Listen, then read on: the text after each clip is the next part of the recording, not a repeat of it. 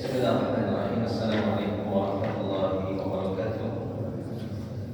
Innal hamdalillah nahmaduhu wa nasta'inuhu wa nastaghfiruhu wa natubu ilayhi wa na'udzu billahi min shururi anfusina wa min sayyiati a'malina. May yahdihillahu fala mudilla lahu wa may yudlil fala hadiya lahu. Asyhadu an la ilaha illallah wahdahu la syarika lahu wa asyhadu anna Muhammadan 'abduhu wa rasuluhu la nabiyya ba'dahu. Allahumma inna nas'aluka 'ilman nafi'an wa rizqan thayyiban wa 'amalan mutaqabbalan. Allahumma shalli wa sallim wa barik ala nabiyyina Muhammadin wa ala alihi wa ashabihi ajma'in. Amma ba'd.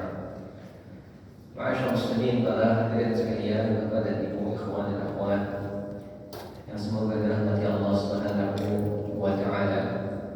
Alhamdulillah, pada pagi hari ini kembali insyaallah kita akan lanjutkan pembahasan kita dari kitab Al-Jawabul Kafi atau Ad-Da'u wa Dawa karya Al-Imam Abu Abdillah Muhammad bin Abi Bakar bin Qayyim Al-Jauziyah rahimahullahu taala. Yang mana insyaallah taala pembahasan kita pada hari ini menunjukkan pembahasan di poin yang F di halaman 293, yaitu berkaitan menyekutukan Allah dalam lafaz. Nah, ini banyak pembahasan kita yang kemarin. Kita masih membahas tentang beberapa macam kesyirikan yang terjadi di tengah kaum muslimin atau bahkan di tengah umat manusia secara umum, di mana kemarin Al-Imam Ibnu Qayyim menjelaskan bahwa syirik terkadang itu ada dalam perbuatan dan juga perkataan seorang manusia. Kemarin kita sudah bahas secara umum tentang kesyirikan yang terjadi dalam perbuatan, seperti ketika seorang beribadah, sujud atau tawaf kepada selain Allah Subhanahu wa taala. Ini di antara bentuk kesyirikan dalam perbuatan. Dan kemudian di halaman 293 Imam Ibnu Qayyim menjelaskan kepada kita bahwa di antara bentuk kesyirikan juga itu terkadang terdapat dalam ucapan kita. Kadang terdapat dalam ucapan kita, baik kita sadar ataupun tidak.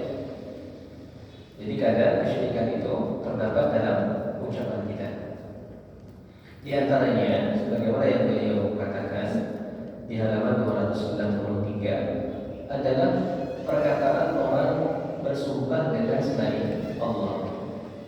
Bersumpah dengan selain Allah. Ini di antara bentuk kesyirikan dalam lafaz. Jadi ketika seorang bersumpah dengan selain Allah. Makanya beliau menukilkan sebuah hadis di sini, hadis riwayat Ahmad, Abu Dawud dan disahihkan oleh Imam Ibnu Hibban dan Imam Al-Hakim. Nabi mengatakan, man halafa bi ghairillahi faqad asyrak.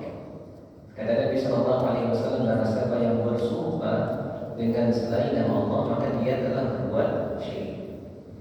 Dan di sini kesyirikannya adalah syirik kecil secara asal. Bersumpah dengan selain nama Allah itu syirik kecil, namun bisa berubah menjadi syirik besar. Jadi secara asal bersumpah dengan selain nama Allah, termasuk bersumpah dengan Rasulullah, ini tidak boleh. Ini masuk ke dalam syirik kecil. Artinya orang yang mengucapkan lafaz ini tidak keluar dari Islam, bukan, karena dia syirik kecil. Kecuali ketika dia bersumpah dengan selain nama Allah ini memang dalam hati dia meyakini bahwa hal tersebut sama dengan Allah. Misal dia bersumpah demi Rasulullah, misalnya dia bersumpah dengan selain nama Allah, hukum asalnya syirik kecil. Tapi ketika dia meyakini bahwasanya Rasulullah memiliki kedudukan yang sama dengan Allah, nah ini bisa berubah menjadi syirik besar. Karena tadi orang bersumpah itu pasti untuk mengagungkan sesuatu tersebut, itulah fungsi sumpah. Jadi kalau kita bersumpah, kenapa harus hanya dengan nama Allah? Karena ketika kita bersumpah kita mengagungkan sesuatu yang kita gunakan untuk bersumpah ini. Inilah fungsi dari sumpah. Makanya kita hanya boleh mengagungkan hanya Allah Subhanahu wa Ta'ala. Karena Nabi sendiri mengatakan man halafa bi ghairillah, barang siapa yang bersumpah dengan selain nama Allah, maka dia telah berbuat kesyirikan. Kemarin juga sudah kita nukilkan hadis yang lain dalam hadis riwayat Nasa'i bahwa dulu para sahabat juga mengatakan wal Ka'bah. Jadi para sahabat itu ditegur oleh Rasulullah SAW karena mereka suka mengatakan wal Ka'bah, demi Ka'bah. Jadi para sahabat dulu mereka bersumpah dengan selain nama Allah, dengan Ka'bah pada saat itu. Maka Nabi SAW melarang para sahabat. Nabi katakan la taqulu wal Ka'bah walakin qulu wa rabbil Ka'bah. Wahai para sahabat, jangan lagi kalian mengucapkan demi Ka'bah, tapi ucapkanlah apa? Demi Rabbnya Ka'bah, yaitu demi Allah Subhanahu wa Ta'ala. Nabi larang para sahabat. Padahal Ka'bah adalah sesuatu yang agung. Ka'bah sesuatu yang agung. Tapi seagung apapun sesuatu tersebut, Nabi sudah tentukan bahwa bersumpah hanya boleh dengan nama Allah Subhanahu wa Ta'ala. Kecuali Allah Subhanahu wa Ta'ala boleh bersumpah dengan apapun. Karena Allah pemilik segalanya. Allah tidak akan ditanya apa yang Allah perbuat, kan? La yus'alu amma yaf'al wa hum yus'alun, kata Allah tidak ditanya. Allah tidak akan dimintai pertanggungjawaban atas perbuatan Allah. Tapi manusia yang akan dimintai pertanggungjawaban. Sehingga kalau Allah terserah mau bersumpah dengan apapun. Dalam Al-Quran banyak wal asri, Allah bersumpah demi waktu, wasyamsi demi matahari, wal laili demi malam. Kalau Allah terserah bebas. Allah adalah pemilik segalanya. Wal fajr, wal duha, banyak. Semua Allah Subhanahu wa Ta'ala jadikan sumpah. Itu Allah Subhanahu wa Ta'ala. Tapi kita man halafa bi ghairillah faqad asyrak. Barang siapa yang bersumpah dengan selain Allah, maka itu syirik kecil pada asalnya, tapi bisa masuk ke dalam syirik besar. Kemudian juga di antara contoh yang lain di halaman 293 kata Imam Ibnu Qayyim, di antara contoh lain syirik dalam ucapan adalah ketika kita mengucapkan masya Allah wa syi'ta, yaitu karena kehendak Allah dan kehendakmu. Ini biasanya kita ucapkan kepada orang yang menolong kita misalnya. Ya, kita sedang butuh, tiba-tiba ada orang yang bantu. Kita bilang masya Allah wa syi'ta. Ini semua karena kehendak Allah dan kehendakmu. Kalimat ini itu adalah kalimat syirik kecil. Syirik kecil. Tidak sampai kepada syirik besar, tapi bisa. Yang sama baik dengan tadi. Pada asalnya ucapan masya Allah wa ada wa dan masya Allah wa syi'ta atau masya Allah wa sya'afulan atas kehendak Allah dan kehendak si fulan, artinya disantikan dengan kata dan. Ini pada hukum asalnya syirik kecil, tapi bisa berubah jadi syirik besar juga ketika seorang itu meyakini bahwa orang ini sama dengan Allah Subhanahu wa Ta'ala, tergantung dengan hatinya. Tapi hukum asalnya syirik kecil. Kalau dia masih meyakini bahwa Allah lebih tinggi, maka syirik kecil. Tapi kalau dia sudah meyakini Allah sama dengan Rasul misalnya, maka ini syirik besar. Maka masya Allah wa syi'ta ini syirik kecil. Makanya kemudian Nabi ganti. Para sahabat juga dulu bilang kayak gitu, ya, masya Allah wa syi'ta kepada Rasulullah. Jadi para sahabat di hadis Nasa'i tadi, para sahabat juga ditegur oleh Rasulullah SAW karena beliau juga sering mengucapkan ayat. Para sahabat juga sering mengatakan masya Allah wa syi'ta kepada Nabi SAW. Maka Nabi tegur, jangan katakan masya Allah wa syi'ta, tapi katakan masya Allah wahda, masya Allah saja. Atau di hadis yang lain Nabi kasih alternatif masya Allah thumma. Jadi kalimat dan diganti menjadi kemudian, atas kehendak Allah kemudian kehendak kamu. Ini boleh kali ini, karena itu kemudian itu menunjukkan apa urutan. Kalau kita bilang dan itu menunjukkan apa? Sama, sejajar gitu ya. Makanya harus diganti dengan summa. Summa itu ditertib dalam bahasa Arab untuk menunjukkan urutan. Ada setelah summa itu adalah urutannya di bawah daripada yang sebelumnya. Masya Allah, atas kehendak Allah, kemudian baru kehendak. Ini dibolehkan. Jadi ada dua alternatifnya. Kalau kita ingin bilang Masya Allah atas kehendak Allah dan kehendak menjadi syirik, maka diganti dua. Satu, kita bilang Masya Allah saja. Yang kedua, kita bilang Masya Allah Thumma. Jadi kemudian kehendak si fulan. Itu alternatif yang diberikan oleh Rasulullah SAW. Juga di antara syirik dalam ucapan, tapi tidak disebutkan di sini. Syirik dalam ucapan adalah kalimat seandainya atau jikalau. Karena dalam bahasa Arab disebut dengan lau. Ini juga di antara perkataan yang merupakan syirik kecil. Kalimat seandainya, jikalau atau coba kalau, gitu baik. Ini merupakan kalimat-kalimat yang juga termasuk ke dalam syirik kecil. Kalimat seandainya ini. Tapi perlu dikasih catatan tambahan ya. Kalimat seandainya ini menjadi syirik jika diucapkan dalam rangka mengingkari takdir. Jadi apakah kalimat seandainya atau kalimat jikalau atau kalimat coba kalau, gitu ya. Apakah kalimat itu mutlak kesyirikan? Maka jawabannya enggak, ada rinciannya. Jadi yang termasuk dalam syirik kecil adalah ucapan seandainya yang diucapkan dalam rangka mengingkari takdir. Inilah yang syirik kecil. Jadi kalau seandainya dia rugi dalam bisnisnya, kemudian dia bilang, coba kalau saya seperti ini, pasti nggak bakal rugi. Coba kalau saya kemarin tidak seperti ini, nah itu mengingkari takdir yang telah terjadi. Dia mengomentari takdir yang telah terjadi. Ini syirik, ini syirik, nggak boleh. Tapi jika seandainya kalimat ini, ada kalimat seandainya, kalimat jika diucapkan bukan dalam rangka mengomentari takdir, bukan dalam rangka mengomentari takdir, tapi dalam rangka misalnya berharap atau pada sekedar informasi, maka ini kata Syekh Utsaimin bukan masuk ke dalam kesyirikan. Beliau katakan dalam kitabnya Al-Qaulul Mufid, ketika lagi-lagi beliau sedang menjelaskan kitab tauhid. Jadi dalam kitab tauhid itu ada bab tentang lau, kalimat seandainya.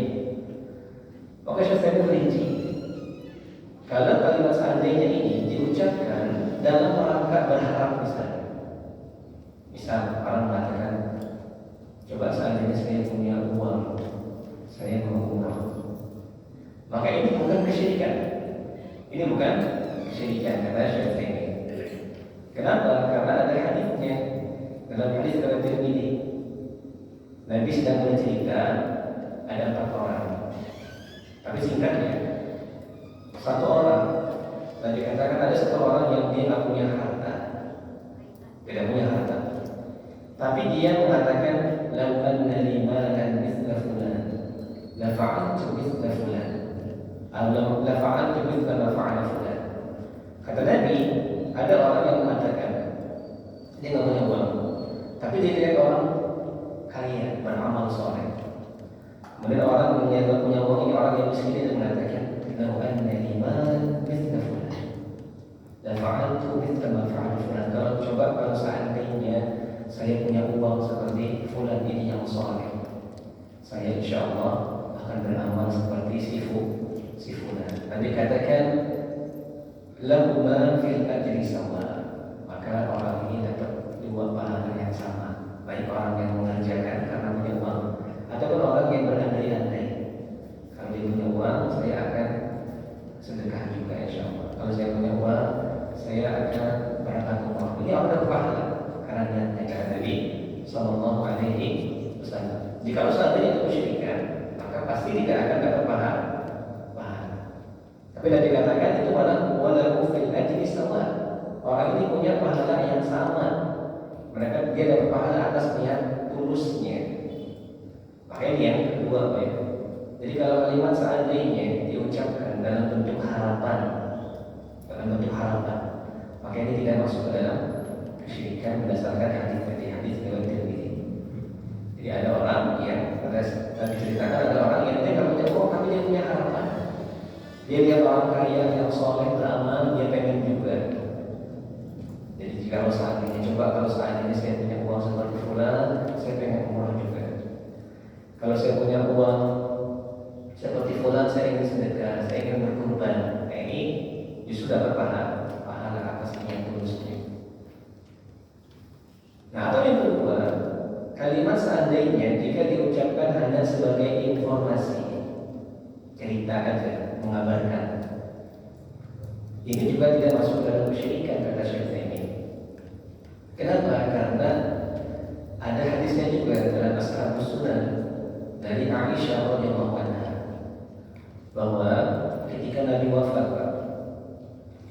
wafat, itu para sahabat sempat lama mengurus Rasulullah, artinya tertunda, tidak cepat, tidak segera langsung memandikan Rasulullah.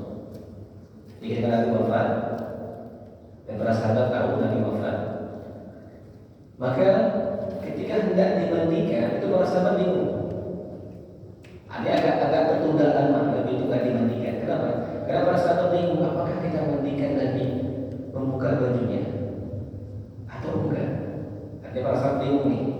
Biasanya kita kalau mandi mayit itu ya dibuka bajunya, kecuali auratnya ditutupkan. Tapi para sahabat pada saat itu bingung karena ini Nabi Shallallahu Alaihi Wasallam. Apakah kita buka juga seperti orang biasa atau bagaimana? Para sahabat itu sempat bingung. Sehingga sempat tertunda lah pemandian jenazah Rasulullah Sallallahu Alaihi Wasallam. Nanti pada akhirnya dimandikan dengan bajunya. Tapi agak tertunda di situ para sahabat. Bingung gimana cara mandinya. Maka melihat tertunda seperti itu, maka Aisyah cerita, beliau mengatakan, "Lau istaqbaltu mastaqbaltu ma wasala an-nabiy sallallahu alaihi wasallam illa nisa'u." Kata Aisyah, kalau seandainya, beliau mengatakan Aisyah mengatakan kalau seandainya tertunda seperti ini, ya baiknya sih istrinya aja yang mandiin. Beliau mengatakan seperti itu. Jadi kata Aisyah, kalau seandainya tahu seperti ini bakal lama, maka tadi ya saya aja yang mandiin istrinya. Karena kalau istri kan boleh melihat aurat suaminya. Kata Aisyah seperti itu. Beliau hanya menginformasikan, beliau tidak sedang mengomentari takdir itu, enggak.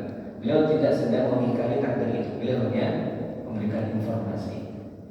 Jadi kalau istrinya mandikan, insya Allah lebih cepat. Nah, beliau mengatakan demikian.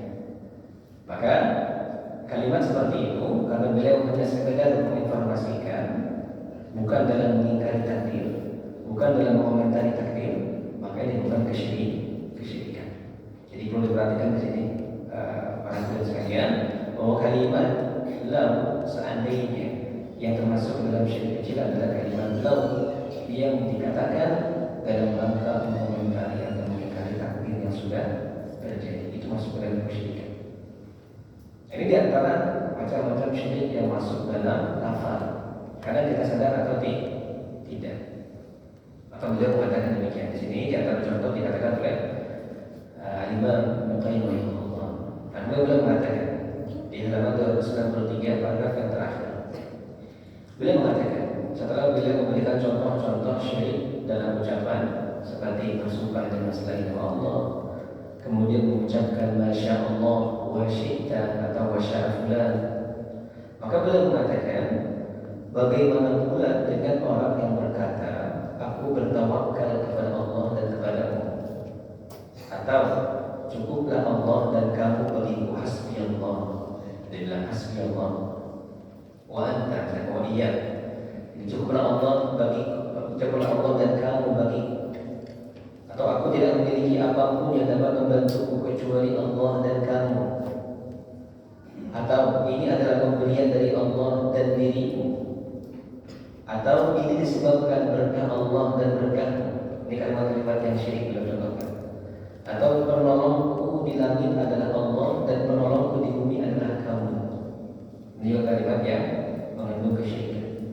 Atau demi Allah dan kehidupan fulan, atau aku bernazar kepada Allah dan fulan, atau aku bertaubat karena Allah dan fulan, atau aku berharap kepada Allah dan fulan, atau ungkapan yang sejenisnya dengan ini. Maka kalimat Ibnu Qayyim rahimahullah, bandingkanlah antara lafal-lafal di atas dengan ucapan berikut: atas kehendak Allah dan kehendakmu, masya Allah wa syi'ta. Lalu cermati dengan seksama manakah yang lebih buruk. Coba dibandingkan baik. Mana yang lebih buruk, kalimat masya Allah wa syi'ta, atas kehendak Allah dan kehendakmu, atau kalimat misalnya di sini aku bertawakal kepada Allah dan kepadamu. Mana yang lebih buruk kira-kira? Sama atau ada yang lebih buruk? Ada yang buruk kenapa? Kalimat masya Allah wa syi'ta, ini semua terjadi karena kehendak Allah dan kehendakmu. Ini kalimat yang pertama, dan ini syirik kecil. Atau yang kedua, mengatakan misalnya apa kalimat di sini, misalnya dia bilang aku berharap kepada Allah dan kamu. Mana yang lebih parah, Pak? Yang lebih parah adalah yang di sini, selain masya Allah wa syi'ta. Kenapa? Karena kalau kita bilang masya Allah wa syi'ta, ini semua terjadi karena kehendak Allah dan kehendakmu. Karena pada faktanya manusia kan punya kehendak juga sebenarnya. Secara real manusia punya kehendak. Cuma memang nggak boleh aja kalau kita samakan dengan dan. Nah, sementara kalimat-kalimat yang dicontohkan dari Ibnu Qayyim ini betul-betul menunjukkan sesuatu yang tidak dimiliki oleh si makhluk. Seperti aku bertawakal kepada Allah dan kepada bagaimana orang bertawakal kepada makhluk. Ini lebih buruk. Sehingga kalau lebih buruk, Pak, hukumnya apa? Syirik kecil juga atau tidak? Syirik, bahkan bisa syirik besar. Maka kalimat-kalimat inilah Al-Imam Qayyim mengatakan kalimat-kalimat itu lebih buruk daripada kalimat masya Allah wa syi'ta. Lebih buruk daripada kalimat masya Allah wa syi'ta. Sehingga yang masya Allah dan wa syi'ta saja syirik kecil, apalagi kalimat-kalimat seperti ini. Dia syirik juga, bahkan bisa masuk ke dalam syirik besar. Ini diantara contoh-contoh kesyirikan dalam lafaz. Maka beliau mengatakan, telah jelas bagimu bahwa orang yang mengucapkan lafaz-lafaz tadi itu lebih utama untuk dihukum karena kalimatnya lebih buruk. Itu maksudnya. Ya, dalam kalimat yang tadi yang beliau contohkan di halaman 293 di paragraf terakhir, orang-orang yang mengucapkan kalimat seperti itu lebih layak, lebih utama terkena kecaman atau hukuman. Kenapa? Karena itu lebih buruk daripada kalimat masya Allah wa syi'ta. Itu maksudnya. Beliau mengatakan di sini, apabila orang dalam hadis itu telah menjadikan Nabi sebagai tandingan Allah dengan ucapannya tersebut, berarti orang-orang yang mengucapkan lafal-lafal tadi telah menjadikan seseorang yang kedudukannya sangat jauh di bawah Rasulullah Sallallahu Alaihi Wasallam, yang tidak sebanding dari sisi apapun, bahkan mungkin termasuk musuh beliau sebagai tandingan bagi orang sebesar. Jadi kalimat masya Allah wa syi'ta, ketika para sahabat bilang kepada Rasulullah masya Allah wa syi'ta, itu saja syirik. Padahal Rasulullah orang lain. Para sahabat bilang karena kehendak Allah dan kehendakmu ya Rasulullah, itu saja salah. Apalagi orang ngomong ke bukan Rasulullah. Misalnya ada orang ngomong ke orang lain, bilang aku bertawakal kepadamu dan aku bertawakal kepada Allah dan kepadamu, bukan Rasulullah orang itu, maka lebih buruk lagi. Maka pasti lebih berbahaya lagi syiriknya. Ini yang dimaksudkan oleh Imam. Jadi kepada Rasulullah saja tidak boleh tahu seperti itu, apalagi kepada orang lain. Jadi kalau ada yang bantu kita, maka gimana cara terima kasihnya? Ya bilang, ya, kalau proses saya dapat bantuan ini dimudahkan karena Allah, kemudian karena kamu. Jangan bilang dan, jangan bilang dan. Jadi bukan berarti di sini kita nggak boleh terima kasih sama orang, ini salah juga. Karena kebanyakan kaum muslimin ketika memahami ini, ada berbuat baik kepada dia. Itu juga sama. Kenapa? Karena Nabi katakan la yashkurullah wa la yashkurun nas. Tidak akan orang itu berterima kasih kepada Allah ketika dia tidak bisa berterima kasih kepada manusia. Maka di hadis yang lain dalam hadis riwayat Abu Dawud Nabi katakan man sana'a ilaikum ma'rufan fakafi'u. Kata Nabi, barang siapa ada orang yang buat baik kepada kita, fakafi'u, maka balas kebaikan. Kemudian kata Nabi, fa'idam tajidu ma tukafi'u. Dan kalau seandainya kamu tidak punya sesuatu untuk membalas kebaikan orang tersebut, fad'ulah, maka doakan orang itu. Orang yang masih bantuan kepada kita, doakan. Terima kasih. Maka dalam hadis yang lain dari Bukhari bahwa Nabi SAW yaqbalu hadiah wa yusibu 'alaiha. Nabi itu kalau dapat hadiah Nabi terima dan Nabi balas sebagai bentuk apa? Terima kasih. Jadi bukan berarti kita tidak boleh terima kasih kepada orang, enggak. Syariat Islam mengajarkan kita akhlak yang mulia. Kita berterima kasih. Kalau ada orang buat baik kepada kita, terima kasih. Kita balas kebaikannya. Kalau nggak bisa, minimal doa. Jazakallahu khairan. Jadi bukan berarti kita tidak berterima kasih. Cuma tadi ucapannya harus dijaga. Jangan kita bilang kalau bukan karena Allah dan karena Anda, misalnya. Tapi hal ini bisa kita bilang hal ini dimudahkan karena Allah kemudian Anda. Seperti itu. Harus dengan kemudian. Atau cukup ucapkan jazakallahu khairan. Tidak perlu memuji seperti ini. Kalau saat ini kita takut terjatuh kepada kesyirikan, doakan saja. Jazakallahu khairan. Terima kasih.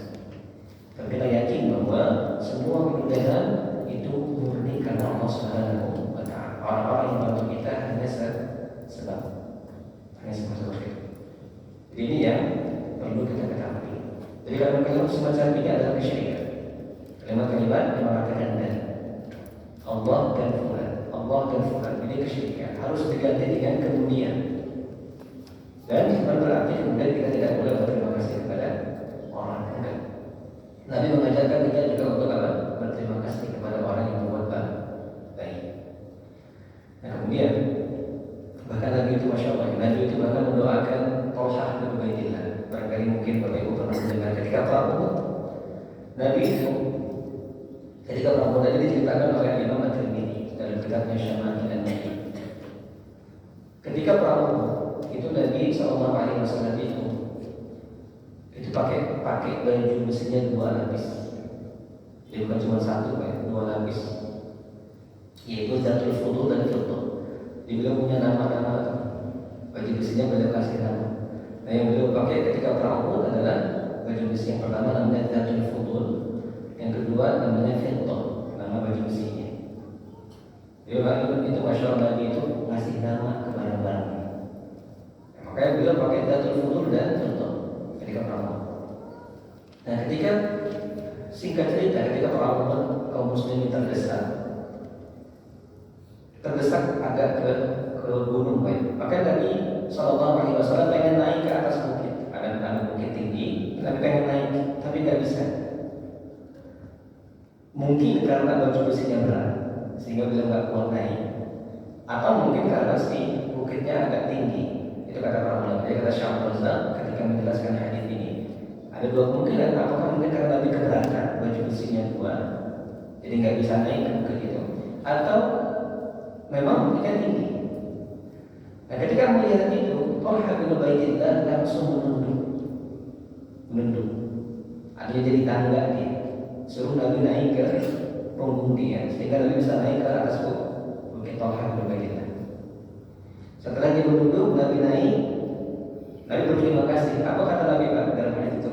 Aujan Tolhah. Berterima kasihnya tidak main-main. Nabi katakan Tolhah wajib masuk surga. Ini doakan Rasulullah Sallallahu Alaihi Wasallam. Sekali saat mengajarkan kita berterima kasih, doakan orang yang sudah berbuat baik kepada kita, doakan. Bukan berarti tadi kita nggak boleh seperti ini, jangan terima kasih enggak. Kalimatnya yang dijaga. Jadi hadis ini bukan berarti melarang kita berterima kasih kepada orang. Tapi hadis ini mengajarkan kita untuk menjaga ucapan. Ketika berterima kasih, jangan kita samakan Allah dengan fulan. Jadi Nabi adab seorang muslim. Karena doakan Tolha, Allah coba Tolha. Dan Tolha termasuk orang yang dijamin masuk surga.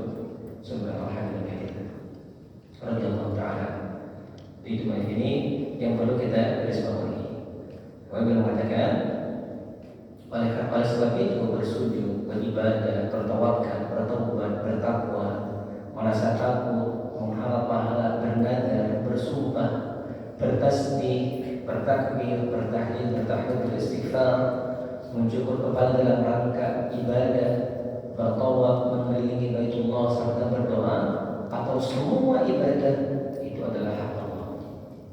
Jadi semua ibadah yang namanya ibadah yang kita berharap pahala di situ, mau sekecil apapun atau sebesar apapun, itu harus diserahkan hanya untuk Allah. Ini kaidah pentingnya. Jadi semua ibadah, mau yang kecil, mau yang besar, mau yang mudah, mau yang berat, mau yang lisan, mau yang amalan hati, mau amalan badan, semua ibadah harus untuk Allah Subhanahu wa ta'ala. Maka dalam Al-Quran, al-masajid lillahi fala tad'u ma'allahi ahada. Dalam surah Al-Jin, Allah mengatakan bahwasanya masjid-masjid adalah milik Allah, fala tad'u, maka janganlah kamu berdoa, janganlah kamu beribadah kepada siapapun selain Allah Subhanahu wa ta'ala. Ini prinsip seorang muslim. Dia harus mentauhidkan Allah, mengesahkan Allah, semua ibadah. Berdoa, bertasbih subhanallah, la ilaha illallah, itu semua harus ikhlas. Karena Allah Subhanahu wa ta'ala bahkan menuntut ilmu pun harusnya karena ini ibadah. Ini ibadah kepada Allah Subhanahu wa ta'ala. Harus semuanya diserahkan untuk Allah Subhanahu wa ta'ala. Maka tidak boleh dan tidak layak kata beliau. Tidak boleh dan tidak layak semua ibadah tersebut dibandingkan kepada selain Allah, baik kepada malaikat bahkan yang sangat dekat kepada Allah ataupun nabi yang diutus kepada Allah. Padahal malaikat dan nabi itu kan makhluk yang mulia. Para malaikat tidak pernah berbuat dosa, selalu mentaati Allah Subhanahu wa ta'ala. La ya'sunallaha ma amarahum wa yaf'aluna ma yu'marun. Para malaikat, Allah katakan dalam surah At-Tahrim, la ya'sunallaha ma amarahum, mereka tidak akan pernah bermaksiat kepada Allah. Wa yaf'aluna ma yu'marun, para malaikat akan selalu mengerjakan perintah Allah. Itu makhluk yang luar biasa malaikat itu. Tapi seluar biasa aku malaikat, kita tidak boleh beribadah kepada malaikat. Begitu juga para nabi dan rasul, para orang yang mulia, para bahkan Nabi Muhammad, orang yang diampuni dosanya oleh Allah Subhanahu wa ta'ala. Itu pun tidak boleh kita beribadah kepada Nabi Muhammad sallallahu alaihi wasallam. Semua murni untuk Allah. Maka ini yang perlu dipahami oleh semua muslimin. Maka disebutkan juga dalam Imam Ahmad, dalam Musnad Imam Ahmad, dalam hadis dari Imam Ahmad, bahwasanya suatu ketika ada seorang laki-laki yang dibawa ke hadapan Nabi sallallahu alaihi wasallam disebabkan dia telah melakukan suatu dosa. Tatkala berdiri di hadapan Nabi sallallahu alaihi wasallam dan berkata, "Ya Allah, sesungguhnya aku bertaubat kepadamu dan aku tidak bertaubat kepada Muhammad." Maka Nabi berkata, orang ini telah mengetahui hak tersebut kepada pemiliknya. Jadi Nabi memuji. Ya, ada seorang sahabat yang dia telah berbuat dosa, kemudian dia dibawa ke hadapan Nabi sallallahu alaihi wasallam dan dia bertobat. Dan dalam tobatnya dia mengatakan, saya ini bertobat kepada Allah bukan kepada Muhammad, kata orang ini. Maka Nabi disitu mengatakan, memuji dia, orang ini betul tauhidnya. Karena tobat itu ibadah, memang harus hanya kepada Allah, bukan untuk saya, kata Rasulullah sallallahu alaihi wasallam. Nah, ini contoh kesyirikan dalam ucapan.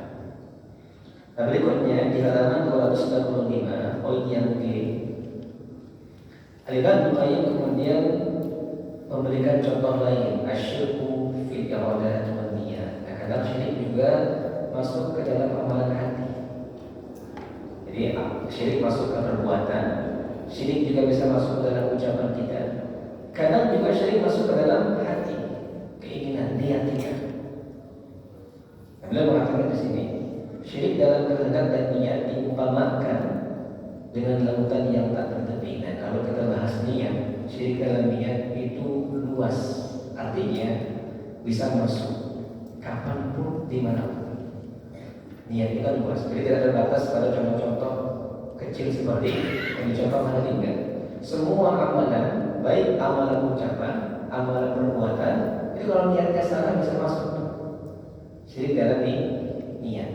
Jadi dia lautan yang tidak bertepi. Artinya semua ibadah bisa kecolongan dengan syirik dalam niat, seperti riya tadi. Yang namanya semua ibadah, riya itu bisa masuk. Ya semua ibadah. Jadi ibadah lisan, syirik bisa masuk. Baca Quran, syirik dalam hati maksudnya, dalam niat bisa masuk. Baca Quran yang awalnya ikhlas, bisa ada niatnya berubah, bisa masuk ke dalam ibadah lisan. Atau perbuatan ketika sholat, bisa juga masuk niat di situ syirik, riya. Jadi riya ini bisa masuk mana aja. Ibadah apapun bisa masuk dalamnya riya. Makanya kata Imam Qayyim adalah lautan yang tidak bertepi.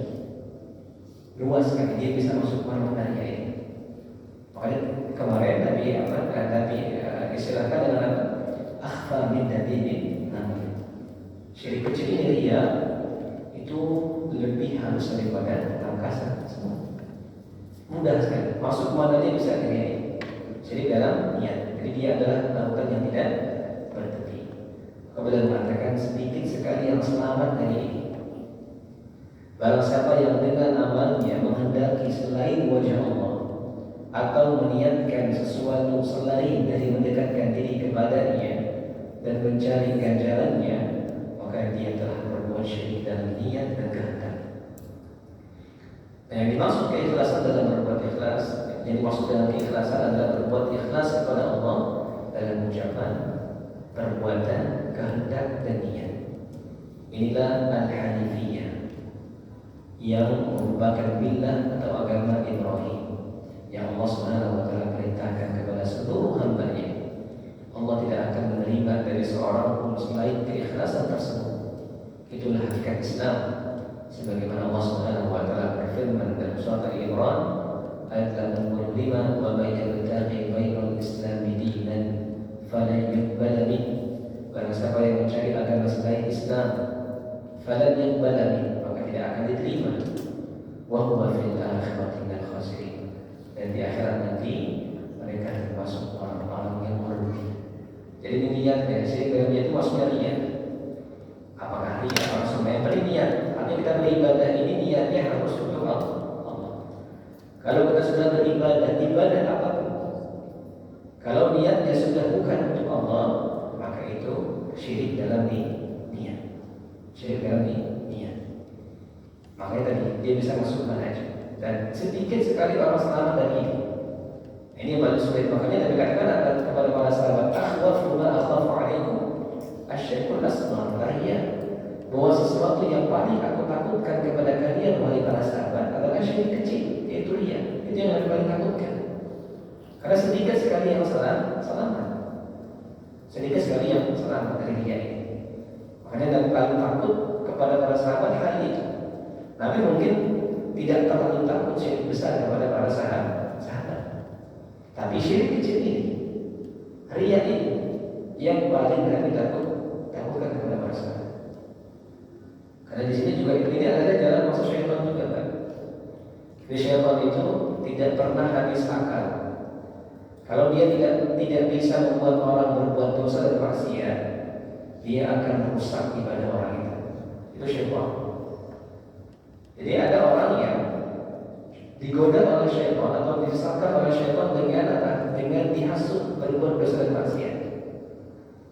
Jadi ada sebagian orang yang strateginya itu beda-beda tiap orang syaitan itu. Ada orang yang mudah disuruh maksiat dia mau. Tapi ada orang yang alhamdulillah sudah tidak bermaksiat, sudah tidak minum khamar misalnya. Ada orang yang tidak minum khamar, kemudian tidak berzina. Syaitan mungkin akan sulit mengajak orang ini berbuat dosa. Tapi jalan lain, dia akan Dia akan rusak ibadah orang ini dengan riya, ujub. Dari situ dia masuk. Itu perintahnya syaitan. Makanya jangan pernah kita akan merasa aman dari syaitan. Itu syaitan. Dia punya 1001 cara. Semua cara dia lakukan. Kalau dia tidak bisa memisahkan orang dengan berbuat dosa dan maksiat, maka dia rusak ibadah. Ya rusak ibadah itu. Dengan apa? Dengan menunjukkan wujud, dengan menunjukkan ria. Dan ini yang sulit kan? Ini yang sulit. Selama sedikit orang Islam tadinya kata Imam Ibnu Qayyim tadi, hendaknya kemudian kita terus berlatih. Dan yang pertama doa yang sudah pernah kita bahas dalam hadis dari Ahmad, bahwasanya Allahumma inni a'udzubika an usyrika bika a'lamu wa astaghfiruka lima la a'lam. Dan terus berusaha untuk apa? Kita ikhlaskan semuanya kita kepada Allah Subhanahu wa taala, semua ibadah. Ini memang berat memang. Para ulama sendiri mengatakan ma'ala syai'an asyadda 'alayya min an-niyyah. Bahwa yang paling sulit untuk aku lawan adalah niat. Itu kata para ulama itu. Apalagi kita, tentu akan lebih sulit lagi untuk apa? Untuk melawan niat kita ini. Ya maksudnya niat kita ini. Karena memang tabiat manusia itu pengen dipuji. Siapa yang gak suka dipuji? Siapa yang gak suka dipuji? Semua tabiat fitrah manusia suka dipuji. Dan gak mau dijelek-jelekkan. Itu tabiat manusia kita. Sehingga sangat mudah orang itu masuk ke dalam wujud dan ria ini. Makanya di sini ada kemudian kita betul-betul menjaga hati. Ini tersirik yang paling sering menimpa kaum muslimin, paling mudah masuk ke dalam setiap ibadah kaum muslimin adalah ria. Dan itu termasuk ke dalam kesyirikan. Nah, baru kita masuk ke poin yang A. Di sinilah mulai adalah Ibnu Qayyim menjawab pertanyaan sebelumnya. Pertanyaan sebelumnya yang beliau singgung di halaman berapa itu? Kita coba lihat belakang lagi. Ini pertanyaan yang pernah beliau singgung di halaman 280. Di halaman 280. Tadi sudah baru beliau jawab di halaman 295 dan seterusnya. Ini pertanyaan yang kemarin adalah pertanyaan orang-orang musyrik. Bahwa orang-orang musyrik itu mereka menyembah berhala, berdoa kepada selain Allah. Itu bukan menyembah berhalanya kata mereka. Itu bukan apa? Menyembah berhalanya, tapi mereka menyembah berhala ini agar berhala ini apa? Menjadi syafaat, penolong, pengantar pesan kepada Allah Subhanahu wa taala. Ini kata orang-orang musyrik.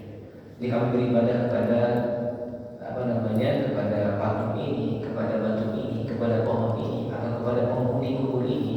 Kami berdoa kepada mereka agar mereka menyampaikan hajat kami kepada Allah Subhanahu wa taala. Ini kata orang-orang musyrik. Dan hal ini kami lakukan sebagai bentuk pengagungan kepada Allah, kata mereka. Sebagaimana raja tidak bisa kita langsung ketemu dengan raja kecuali lewat perantara, maka begitulah Allah juga, kata orang-orang musyrik. Kita nggak bisa langsung minta sama Allah, harus minta sama batu ini, harus minta sama penghuni kubur ini. Lalu nanti mereka sampaikan kepada Allah. Itu kata mereka. Maka setelah Imam Ibnu Qayyim menjelaskan bagaimana hakikat tauhid, bagaimana hakikat syirik, baru beliau kemudian menjelaskan. Beliau mengatakan di halaman ini 295, apabila kamu telah memahami penjelasan di atas, niscaya jawaban atas soal sebelumnya, yaitu halaman 280 tadi, akan terbuka untukmu. Dengan demikian dapat kami simpulkan, sementara dari Allah saja kamu meminta kebenaran sebagai berikut. Kesimpulannya adalah kata beliau bahwa hakikat syirik adalah menyerupakan diri dengan Sang Pencipta atau menyerupakan makhluk dengan Allah Subhanahu wa taala. Hakikat syirik. Kata beliau, hakikat syirik itu adalah ketika seorang menyamakan, menyerupakan makhluk dengan Allah Subhanahu wa taala. Itu hakikat syirik. Jadi inti dari kesyirikan adalah ketika orang itu menyamakan, baik menyamakan dirinya dengan Allah seperti Fir'aun, atau dia menyamakan makhluk yang lain dengan Allah Subhanahu wa taala. Ini hakikat syirik. Maka beliau mengatakan inilah hakikat tasybih. Tasybih itu adalah menyerupakan artinya. Inilah hakikat tasybih. Itu menyerupakan Allah dengan makhluk. Jadi inilah hakikat tasybih yang sebenarnya. Dan paham ini tidak menetapkan sifat-sifat kesempurnaan yang ditetapkan Allah bagi dirinya sendiri dan yang disifatkan Rasulullah SAW. Berbeda dengan orang yang telah dibalikkan hati serta dibutakan pandangannya oleh Allah dengan memutarbalikkan perkara sehingga dia menjadikan tauhid sebagai tasbih serta tasbih sebagai pengagungan dan ketaatan. Padahal orang musyrik telah menyerupakan makhluk dengan pencipta dalam kekhususan uluhiyah. Jadi di sini Pak ya, dikata Imam Qayyim, ini hakikat syirik itu adalah tasbih. Ketika seorang menyerupakan Allah dengan makhluk atau menyerupakan makhluk dengan Allah. Nah, hal ini hanya bisa dipahami oleh orang yang diberikan hidayah oleh Allah, sehingga dia bisa memahami bahwa apa yang orang musyrik katakan tadi itu sebenarnya mereka sedang menyerupakan Allah dengan makhluk. Cuma karena mereka dibutakan pandangan mereka oleh Allah sehingga mereka selalu memutarbalikkan fakta.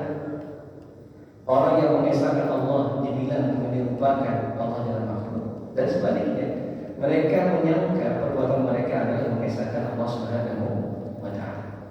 Ini keliru. Padahal hakikatnya ketika mereka orang musyrik mengatakan kalau kita beribadah kepada Allah itu harus lewat perantara sebagaimana raja di dunia, sebenarnya mereka sedang menyamakan Allah dengan raja. Sebenarnya mereka sedang menyamakan Allah dengan raja, seorang makhluk yang lemah. Karena raja kita sudah bahas sedikit. Karena raja di dunia, kenapa dia butuh perantara? Karena kelemahannya. Karena dia lemah. Karena raja di dunia tidak bisa mendengar rakyatnya. Dia butuh dengan orang yang ngasih informasi. Raja di dunia bisa nggak mendengar di kampung yang terkosong? Nggak bisa. Dia manusia, dia lemah. Sehingga butuh dengan perantara itu raja manusia. Ketika orang musyrik ini menyamakan Allah dengan raja seperti ini, maka sejatinya dia sedang merendahkan Allah Subhanahu wa Ta'ala. Allah beda. Allah itu raja, maha raja daripada raja yang lain. Allah As-Sami, Allah maha mendengar. Dimanapun orang berada tersembunyi sebagaimanapun Allah tahu, Allah dengar, Allah lihat. Maka Allah tidak butuh perantara. Itu jawaban dari Imam Qayyim. Dan ini hanya bisa dipahami oleh orang yang akalnya sehat. Jadi pengakuan mereka orang-orang musyrik bahwa mereka menyembah selain Allah Subhanahu wa Ta'ala sebagai perantara, sebagaimana raja harus melalui perantara, ini sebenarnya adalah tasbih. Mereka sedang menyerupakan Allah dengan makhluk. Mereka menyamakan Allah dengan raja yang lemah ini. Mereka samakan perlakuan mereka kepada Allah dengan raja. Ini penghinaan sebenarnya. Ini penghinaan kepada Allah Subhanahu wa Ta'ala. Karena tadi raja butuh perantara karena memang dia lemah.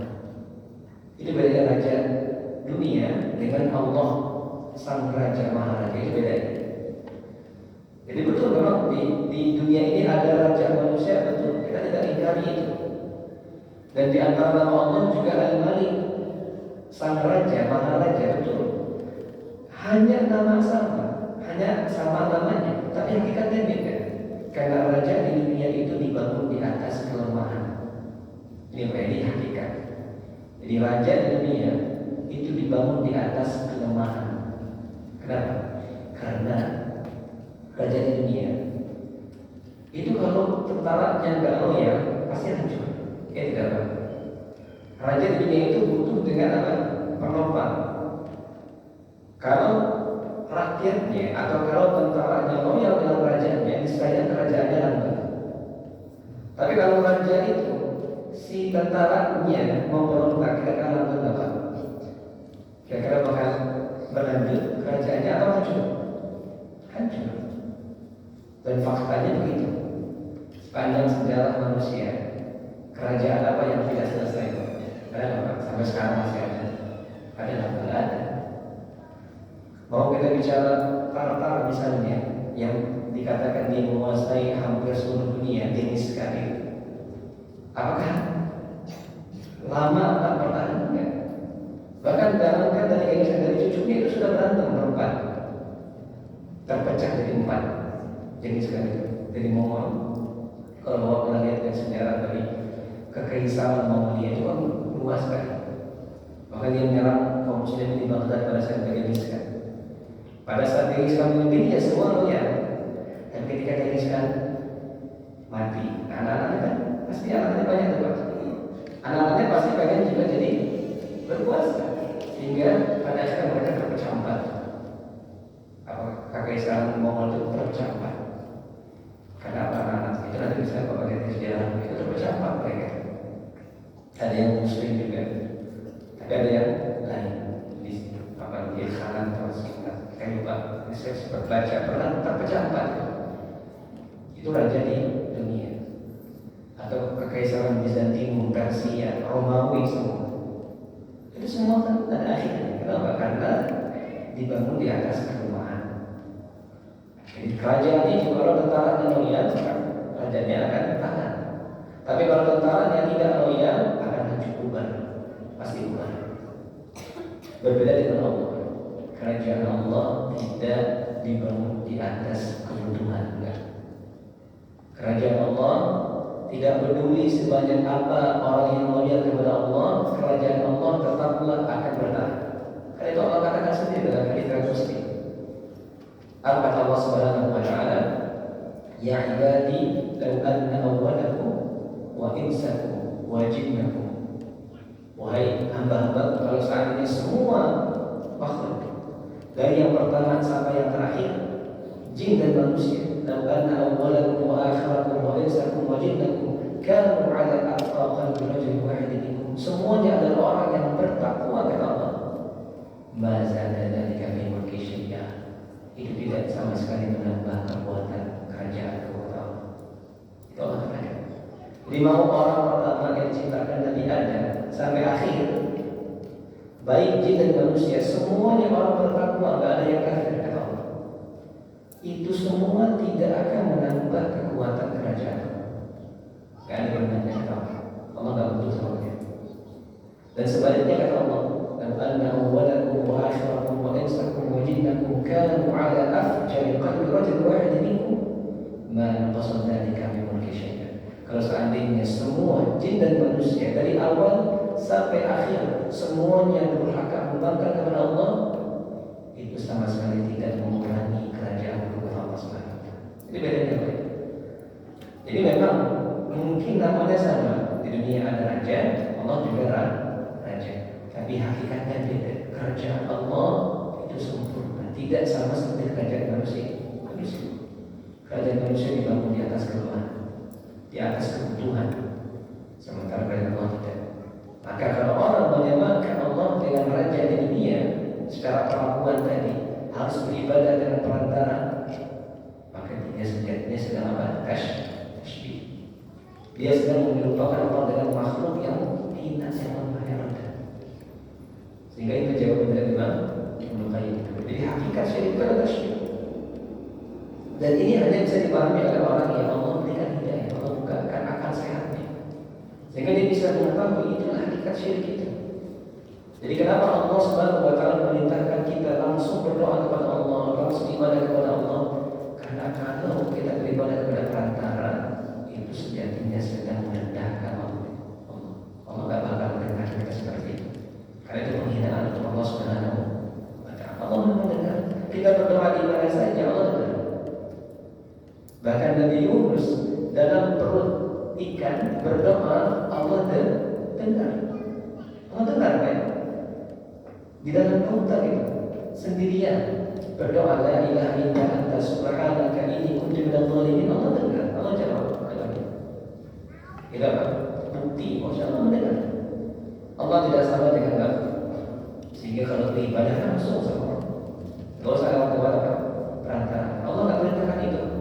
Allah perintahkan kita langsung minta sama Allah. Udhuni kata Allah, berdoa kepada Allah langsung.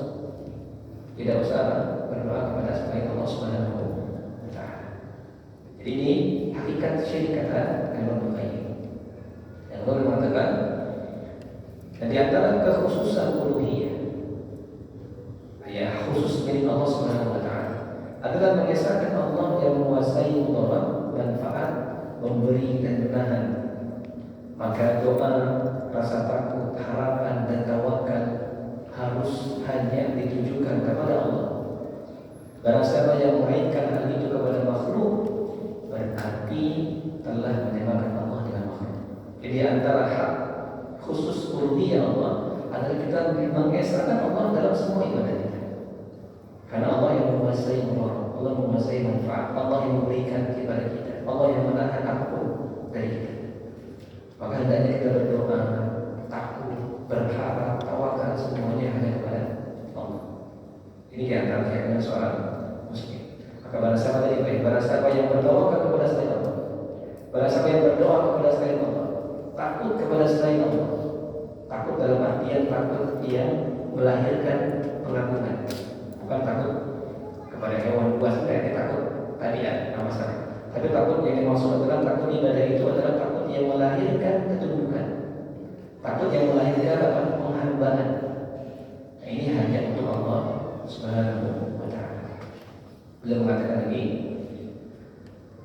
ia menjadikan sesuatu yang tidak memiliki mudarat, manfaat, kematian, kehidupan dan kebangkitan untuk dirinya sendiri, apalagi untuk selainnya, serupa dengan zat yang seluruh perkara adalah miliknya, berada pada kedua tangannya serta kembali kepadanya, yang jika dia berkehendak maka terjadilah, dan jika dia tidak berkehendak maka tidak akan pernah terjadi.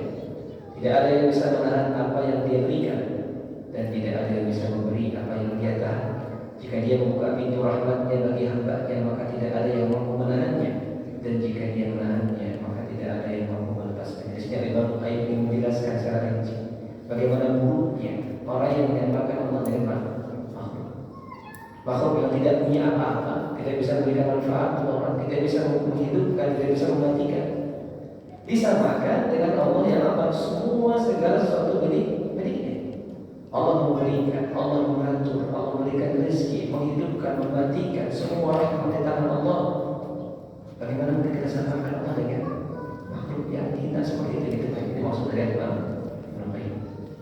Oleh sebab itu, seburuk-buruk penyumpahan adalah menyerupakan orang yang benar-benar lemah dan miskin tersebut dengan zat yang benar-benar maha kuasa lagi maha kaya. Bismillah. Imam Qayyim ini menegaskan terus betapa hinanya orang yang berbuat syirik. Dia menyamakan makhluk yang tidak ada apa-apanya dengan Allah Subhanahu wa ta'ala. Beliau mengatakan tadi, di antara kekhususan uluhiyah yang khusus milik Allah adalah kesempurnaan mutlak dari segala sisi. Allah sempurna mutlak dalam segala sisi, tanpa ada sedikit pun kekurangan pada salah satu sisi. Hal ini memberikan keyakinan bahwa ibadah adalah semata-mata hanya untuknya, karena Allah yang paling sempurna. Maka pengagungan, pemuliaan, rasa takut, doa, harapan, taubat, tawakal, isti'anah, mohon pertolongan, serta sebenar-benar menghinakan diri yang diiringi kecintaan, semua itu wajib hanya untuk Allah Subhanahu wa ta'ala, baik secara akal, syariat maupun fitrah. Karena Allah Maha sempurna dalam segala sisi. Allah sempurna dalam pendengarannya, Allah sempurna dalam penglihatannya, Allah sempurna dalam kekuasaannya. Karena Allah yang paling sempurna, maka sudah barang pasti kita harus menyerahkan ibadah itu kepada Allah. Allah yang Maha sempurna, itu sudah barang pasti, baik secara akal, fitrah atau syariat. Karena Allah Maha sempurna, ngapain kita butuh dengan makhluk yang lain yang tidak sempurna? Maka ini maksud dari Imam Qayyim. Secara akal, syariat maupun fitrah, orang sudah tahu pasti Allah yang Maha sempurna, maka Allah yang paling berhak untuk ibadah. Maka boleh mengatakan semua ibadah maksudnya pasti tertolak jika ditujukan kepada selain Allah, baik secara akal, syariat maupun fitrah juga. Maka barang siapa yang menjadikan sebagian darinya untuk selain Allah, jadi barang siapa yang menjadikan sebagian ibadah kepada selain Allah, maka dia telah menyamakan selain Allah dengan zat yang tidak memiliki tandingan. Orang menyerahkan sebagian saja ibadah, tidak ibadah semuanya. Maka orang yang menyerahkan sebagian ibadah, misalnya dia berdoa kepada selain Allah, maka ini saja sudah menjadikan tandingan kepada Allah Subhanahu wa ta'ala. Apalagi orang yang semua ibadahnya untuk selain Jadi orang yang menyerahkan satu ibadah saja misalnya, mungkin sholatnya dia kepada Allah, puasanya ikhlas. Tapi ketika berdoa misalnya, masih berdoa ke berhala-berhala misalnya, atau ke penghuni kuburan, maka berdasarkan yang satu ibadah saja diserahkan kepada selain Allah, itu sudah berbuat syirik. Dia telah membuat tandingan yang tidak ada apa-apanya dengan Allah Subhanahu wa Ta'ala. Jadi dijelaskan dalam buku ini. Jadi beliau ada orang yang menjadikan sebagai ibadah untuk selain Allah, maka dia telah menyamakan selainnya dengan zat yang tidak memiliki tandingan. Ini ialah penyumpahan yang paling buruk dan paling batil. Disebabkan keburukannya sekaligus puncak kezaliman yang terkandung dalamnya, maka Allah Subhanahu wa Ta'ala mengabarkan kepada para hamba-Nya bahwa Dia tidaklah akan mengampuni perkara tersebut meskipun Dia telah menetapkan kasih sayang atas dirinya. Karena saking buruknya syirik itu, ketika seorang menyembah selain Allah, itu adalah hal yang sangat buruk. Menyerupakan Allah yang maha sempurna dengan makhluk yang maha hina. Oleh karena itu Allah tidak terampuni. Karena itu adalah perbuatan yang paling buruk, zalim. Makanya Allah katakan apa? Inna syirka la zulmun azim. Zalim, syirik itu adalah kezaliman yang paling besar. Kenapa? Karena kita menempatkan sesuatu bukan pada tempatnya. Ibadah yang mestinya untuk Allah kita taruh atau kita serahkan kepada selain Allah, ini zalim. Menempatkan sesuatu bukan pada tempatnya. Jadi kita mestinya ibadah kepada Allah, mana kita kasih kepada makhluk yang tidak bisa apa. Makanya saking buruknya perbuatan ini, makanya Allah mengatakan apa? Inna Allah la yaghfiru an yushraka bihi. Allah Subhanahu wa Ta'ala tidak akan pernah mengampuni orang yang berbuat syirik. Tidak akan pernah. Inna Allah la yaghfiru an yushraka. Maka di ayat yang lain Allah mengatakan innahu man yusyrik billah faqad harrama Allahu 'alaihi al-jannah. Barang siapa yang berbuat syirik kepada Allah, haram surga untuknya. Saking marahnya Allah. Karena perbuatan syirik adalah perbuatan merendahkan Allah Subhanahu wa Ta'ala. Rendah. Jadi hakikat syirik adalah orang menyamakan Allah dengan makhluk yang hina, dan ini perendahan, penghinaan kepada Allah. Makanya Allah marah sekali. Allah tidak akan ampuni. Padahal Allah Maha Pengampun. Ya tidak apa? Allah Ghafur, Allah Maha Pengampun, Allah Ghaffar, Allah Maha Pengampun, Allah Ar-Rahman, Ar-Rahim, Maha Pengasih, Maha Penyayang, Ar-Rahim, Maha memberikan rahmat. Tapi ketika orang berbuat syirik, Allah tidak akan ampuni, karena dia sudah keterlaluan kepada Allah Subhanahu wa Ta'ala. Maka ini yang ingin ditegaskan oleh Imam Ibnu Qayyim. Sehingga segala macam ibadah itu harus diserahkan murni hanya untuk Allah Subhanahu. Ini adalah akal yang sehat. Tidak butuh dengan apa? Berhala-berhala. Allah perintahkan kita beribadah langsung kepada Allah. Nabi katakan kepada Ibnu Abbas, "Idza sa'alta fas'alillah." Kalau minta sama, "Idza sa'alta fas'al billah." Minta tolong sama Allah. Tadi ajarkan Ibnu Abbas yang masih kecil pada saat itu. Maka dalam Islam tidak butuh dengan apa? Perantara. Semua ibadah kita serahkan langsung kepada Allah Subhanahu wa Ta'ala. Kalau tidak, maka sejatinya kita sedang merendahkan Allah Subhanahu wa Ta'ala. Demikian barangkali insyaallah kita akan lanjutkan pada pertemuan berikutnya. Karena waktu sudah menunjukkan 11.10 ya, karena zuhur sudah agak maju ya. Maka insyaallah kita akan lanjutkan penjelasan Imam Ibnu Qayyim masih berkaitan dengan jawaban beliau terhadap pertanyaan sebelumnya. Insyaallah pada pertemuan berikutnya. Silakan jika ada pertanyaan, silakan ditanyakan. Wallahu a'lam bishawab.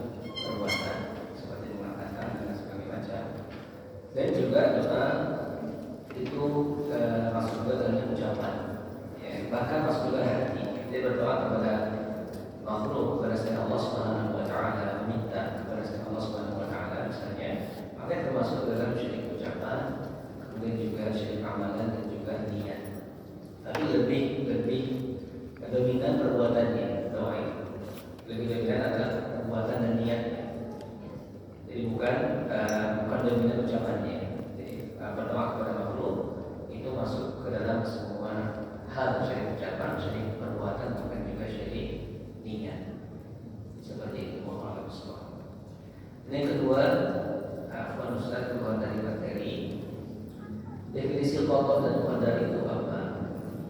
Para ulama berbeda pendapat ya. Jadi orang berbeda pendapat qada dan qadar itu apa?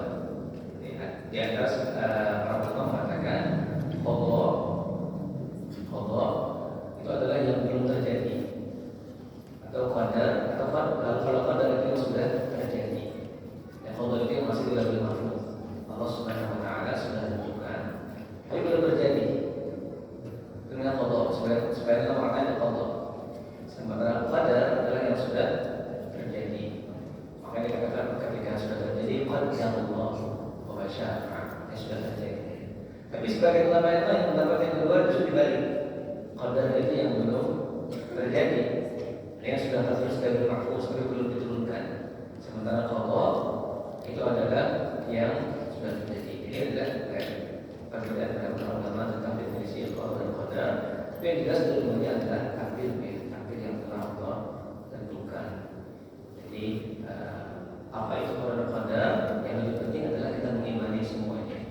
Apa yang sudah terjadi atau yang belum, itu semua kita imani bahwa segala sesuatu telah Allah takdirkan. Seperti itu Allah. Jadi para ulama itu berbeda pendapatnya di balik itu ya. Yang pertama bilang qada yang belum terjadi, qadar yang sudah terjadi. Pendapat yang kedua dibalik, qadar yang belum terjadi, qada yang sudah terjadi. Seperti itu. Ya, assalamualaikum warahmatullahi wabarakatuh. Kalau saya bertanya, suami saya mengizinkan saya atau membolehkan saya kemanapun tanpa meminta izin terlebih dahulu kepada beliau. Apa yang seperti ini diperbolehkan? Dan apa ini sudah termasuk suami yang gayus? Baik. Dan di sini perlu dirinci dulu ya. Maksudnya ini dibolehkan kemanapun, itu kemana? Misalnya apakah artinya luas, terserah mau kemana aja, nggak masalah. Jadi bisa masuk ke dalam dayus, artinya suami yang tidak peduli agama keluarganya. Kalau seandainya yang dimaksudkan izin di sini adalah ya terserah mau kemana aja, silakan. Itu terbuka. Tapi kalau maksudnya adalah di sini suami mengizinkan, membolehkan saya kemanapun tanpa izin, misalnya ya mungkin biasanya cuma ke tukang sayur atau mungkin ke tetangga, dan suami sudah paham itu, sehingga agak memang ini alasannya karena nggak mau diganggu. Misalnya ketika lagi kerja, istrinya minta izin Pak mau ke tukang sayur depan, ya ini mungkin ganggu memang gitu dia. Sehingga dari awal memang suaminya bilang silakan ke tukang sayur silakan. Jadi kan sudah diizin dulu ya. Di sini seperti apa? Jadi kalau izinnya memang hal-hal yang sudah sama-sama tahu. Suami tahu istrinya pasti kenal. Ya paling dia kalau pergi ya paling ke depan tukang sayur gitu Pak. Atau kayak di barat misalnya di depan rumah. Kalau suaminya mungkin paham, kan seperti itu. Karena misalnya istrinya nggak bisa naik motor, nggak bisa naik mobil, mau mana gitu kan? Kan di situ aja. Sehingga suaminya mengizinkan. Kalau seperti ini tentu dia bukan dayus, karena dia sudah tahu itu, dia sudah tahu karakter istrinya, sehingga dia bilang ya sudah diizinkan di awal, dia tahu istri, dia kenal sama istri. Cuma kalau maksudnya adalah membolehkan ya, silakan pergi kemana aja, gitu ya. Mau pulang nggak pulang terserah, seperti itu. Ada yang seperti itu. Jadi memang harus dilihat bentuk izinnya seperti apa. Allah Subhanahu. Dan lagi mungkin kalau sekalian. Untuk masalah dia sendiri,